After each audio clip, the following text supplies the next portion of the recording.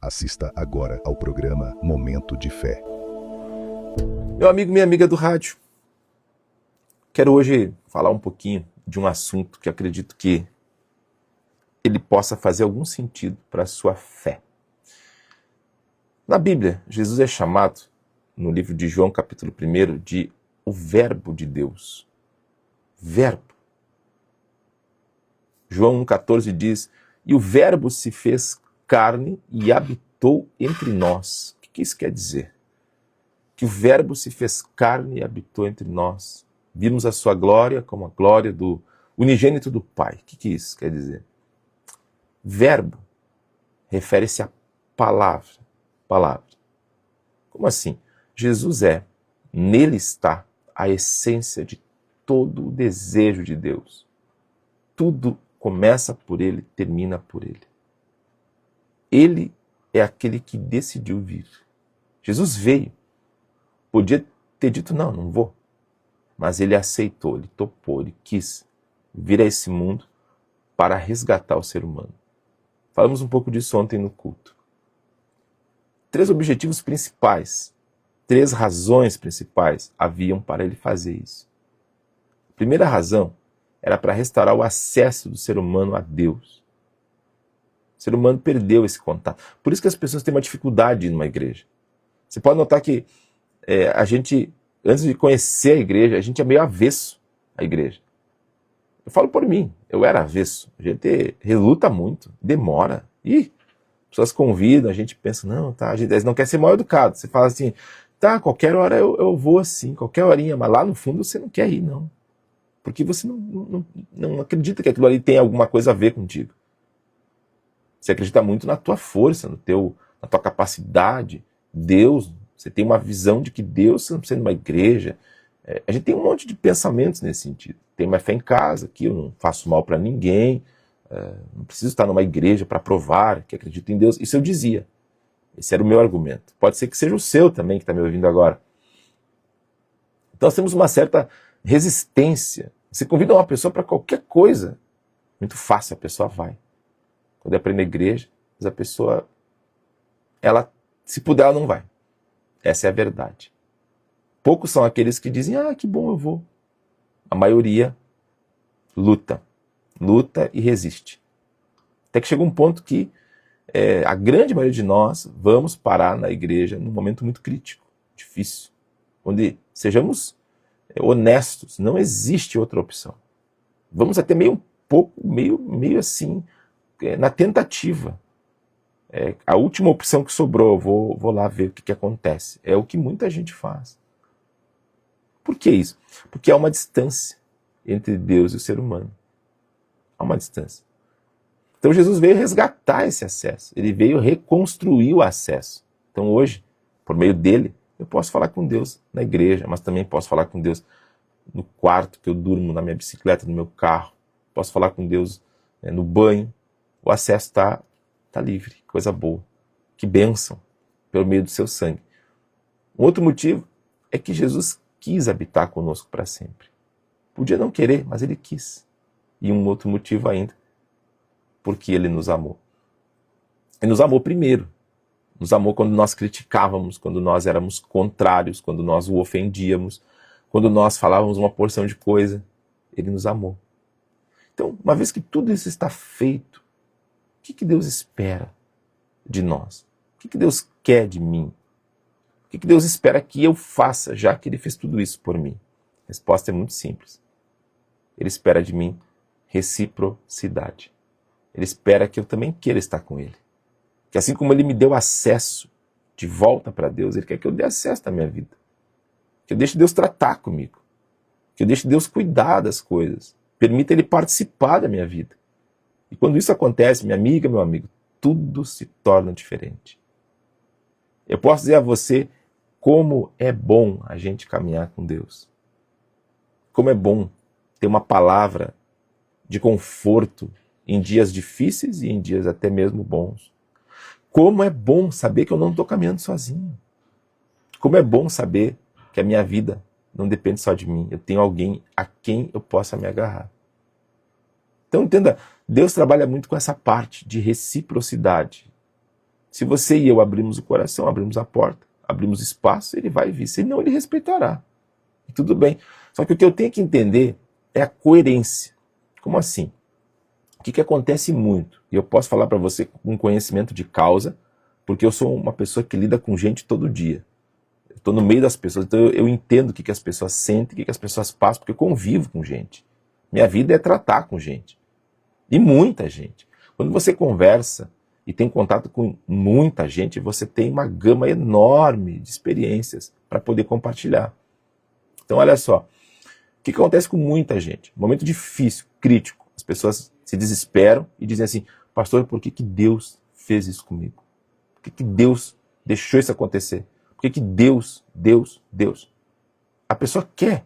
Ela quer uma exclusividade. Ela quer que Deus lhe dê tudo. Quer que Deus lhe salve de todos os seus problemas. Ela quer todos os benefícios que Deus pode nos oferecer. Só que, aí está a coerência. Ela não tem qualquer tipo de ligação com Ele. O máximo que ela tem é dizer que acredita em Deus. Ela não tem ligação. Não tem relação. Jesus falou em Apocalipse 3:20. Eis que estou à porta e bato. Que porta? Da sua vida, do seu coração. Se alguém ouvir minha voz, abrir a porta, então entrarei na sua casa, com ele cearei, ele comigo. O que é isso? Relacionamento. É isso que Deus quer ter com a gente. Ele quer participar da nossa vida. E entenda uma coisa, quando Jesus entra na sua vida, ele não entra para piorar, entra para melhorar. Transforma tudo para melhor, não tem a menor dúvida disso. Então o primeiro milagre feito no ministério dele é a prova. Era um casamento, acabou o vinho. No Oriente Médio, acabar o vinho era a mesma coisa que acabar o churrasco no casamento do gaúcho. Você pensa na vergonha. Dali 30 anos alguém ia lembrar. O casal aquele é aquele que acabou o churrasco. Que vergonha, não? Pois então. Acabar o vinho era uma tragédia, era uma humilhação sem precedentes. E tinha aquele que era o mestre sala, era aquele que provava, aquele que seria um mestre de cerimônias hoje. Então ele prova o vinho e diz assim, chama o noivo e fala assim, poxa, todo mundo põe o melhor vinho no começo, depois o vinho inferior, que a pessoa já não tira mais não consegue mais diferenciar, mas tu deixou o melhor vinho para agora. Por quê? O melhor vinho era o vinho transformado da água que Jesus tinha feito. Então você vê, fez algo para melhor. É sempre assim. Sempre para melhor. Aí, analisa comigo. Eu quero tudo de Deus, mas eu não quero estar com Ele. É coerente para você? Não. Quer ver uma coisa? Como não é coerente? Imagine alguém chegar para ti e falar assim, viu? Fim de semana eu quero fazer um churrasco lá na tua casa. Eu quero usar a tua churrasqueira, quero usar teus espetos, quero usar a tua garagem para botar os nossos carros, quero usar a tua piscina, quero usar o teu freezer, tua mesa, tua cozinha. Aí você fica feliz e fala assim, opa, que legal. E quando vamos fazer esse churrasco agora? Que dia? Sábado ou domingo? Aí a pessoa te fala assim, olha, é o seguinte, é domingo, mas eu não quero que tu esteja lá. Eu quero só a tua casa. Eu quero o teu churrasco, eu quero a tua churrasqueira, eu quero teus espetos, eu quero tudo, menos tu. Ou como assim? Você quer eu quero a minha casa, mas sem mim. Isso mesmo, eu quero a sua casa, tudo que você tem, sem você. Você não precisa ficar lá. Eu não quero lá, eu quero só o que tu tem. Isso parece razoável para você? É coerente? Imagina a pessoa querer tudo que é seu, mas sem você? Não, né? Pois é. É a mesma coisa que eu chegar para Deus e falar, Senhor, eu quero a tua cura, eu quero a tua paz, eu quero a tua alegria, eu quero a tua salvação, eu quero a tua prosperidade, eu quero que o Senhor proteja meus filhos, guarde minha casa, me livre do mal, me abençoe, me dê resposta, me dê tudo, mas eu não quero ter vida contigo. Eu não quero nada contigo. Eu quero o Senhor fora da minha vida, eu quero só o que o Senhor tem. Não. É tudo ou nada. Ou é Ele com tudo, ou sem Ele, mas sem nada. A escolha é nossa. Sempre é assim. Então, na hora que muita gente precisa, meu amigo, e vou dizer, uma hora na vida a gente precisa de Deus. Vai ter um dia que vamos precisar. Precisar mesmo. Deus nos deu uma autonomia. O ser humano ele é autônomo, ele pode fazer muita coisa por ele mesmo. Ele tem liberdade. Deus deu. O ser humano não é uma máquina. Ele é autônomo. Ele faz, ele vai, ele cria. O ser humano tem um poder incrível que Deus deu para ele. Mas há coisas que só Deus para nos ajudar. Tem coisa que, se Deus não estiver junto, a gente não consegue. E quanta gente vai descobrir isso somente na hora dolorosa, hein? Na hora difícil. Aí a pessoa se desespera porque ela pressupõe que ela tem direito. Como Deus deixou acontecer? Como? Um dia uma senhora me fez uma pergunta bem curiosa. Pastor, Deus guarda todo mundo? Resposta: não. Não, não. Salmo 34 diz que o anjo do Senhor se acampa ao redor de um grupo, ao redor dos que o temem e os livra. É desses. Não é todo mundo, é os que o temem. E eu acho uma coisa mais justa que tem. Deus acampa os anjos dele ao redor dos que o temem. Então, como é bom a gente andar com Deus na hora difícil, viu? Na hora terrível, na hora dolorosa, na hora do desespero, na hora de uma decisão na vida. Você ter Deus contigo é a coisa mais poderosa que pode existir. Como faz diferença? A gente vê isso todo dia na igreja. Pessoas vitoriosas porque elas andam com Deus. Quem anda com Deus tem tudo. Quem tem Jesus tem tudo. Então quero te convidar a você também conhecer esse evangelho inteligente, esse evangelho que tem mudado a vida de muita gente aqui em São Borja. Vem estar conosco. Nossa igreja tem atividade todo dia. Não necessariamente na igreja, no templo, mas ela não para. Células acontecendo, atividades aqui. Venha se informar. Chame no direct da igreja no Instagram que você tem as informações que você precisa. Tá certo? Não se esqueça, ele é o verbo. Ele é a palavra, a expressão máxima do favor, da graça, do amor de Deus para conosco. O que faremos nós com tudo isso? Qual é a minha resposta a tudo que me é oferecido pelo próprio Deus? Pensar nisso. Eu tenho certeza que tudo vai começar a fazer sentido para você. Nós não temos mais tempo. Vamos falar com Deus agora, aproxime do rádio. É momento de fé. Meu Deus e meu Pai, quanta gente hoje nos ouvindo e dizendo: eu preciso de Deus, eu preciso de resposta, eu preciso de saída, Senhor.